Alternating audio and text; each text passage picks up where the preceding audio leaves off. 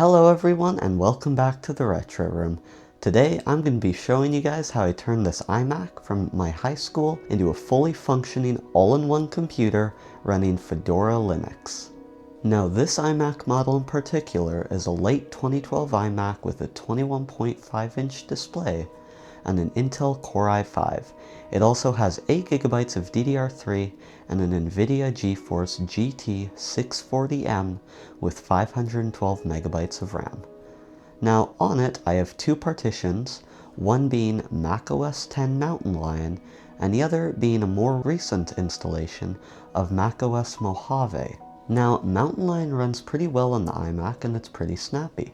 Chromium only takes a couple seconds to launch, and CS6 Photoshop also launches relatively quickly. But the problem is that macOS 10.8 is quite old, being released in the year 2012, and it doesn't support modern security standards. Nor does it support modern benefits of the Apple ecosystem, such as iCloud Photos, Messages Sync, and more.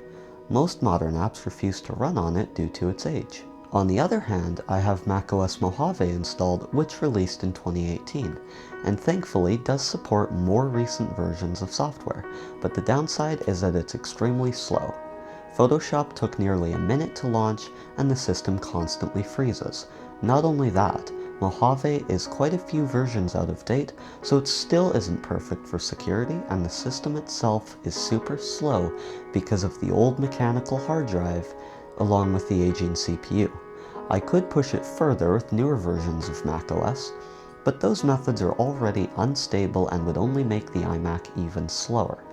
So instead of doing that, I opted to install Fedora Linux with the XFCE desktop environment instead. However, I ended up cleaning the computer first, as there was a lot of gunk and dirt on it after being stuck in storage for years, and it wasn't pretty. Not only was there dirt and grime, there were also these thick lines of something and it felt like concrete. I started with a wet cloth, but that obviously didn't do much, so I brought out a magic eraser and that finally began to work. In total, I spent probably around an hour cleaning the back of this iMac, but the difference was worth it, as before you could run your finger across the back and it would be covered in dirt. But after the cleaning, it was shiny and dirt-free, except for a faint mark of where those dirt lines were before, and some scratches from removing the school identification sticker on the back. After the iMac was cleaned, I attempted to install Arch Linux onto the iMac, as it's what I use on my laptop.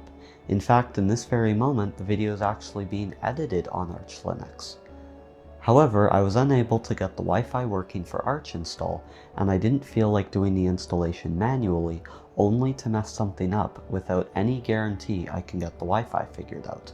After over an hour of trying to give the iMac my laptop's internet connection, along with my iPhones, I gave up and decided to install Fedora Linux with its XFCE spin, as I previously used Fedora before switching to Arch because of its customization.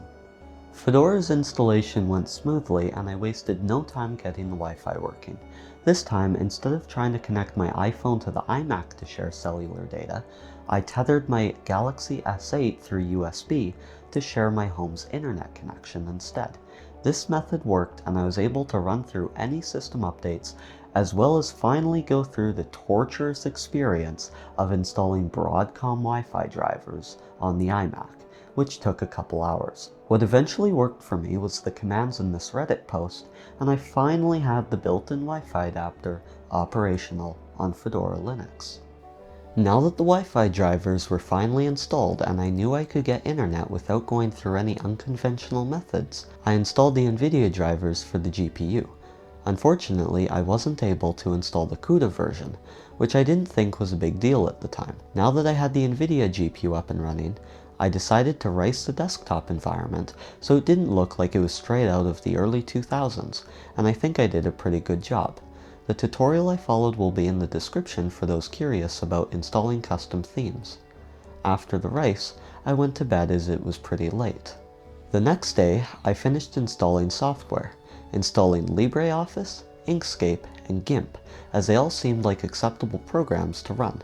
I also connected to my server in an attempt to play back a movie from it, But that's when I discovered that not only can I not use CUDA, the NVIDIA drivers for this particular GPU are so bad that upon trying to play back a movie in VLC, the NVIDIA drivers crashed and left me with an 8-bit rendition of my desktop environment.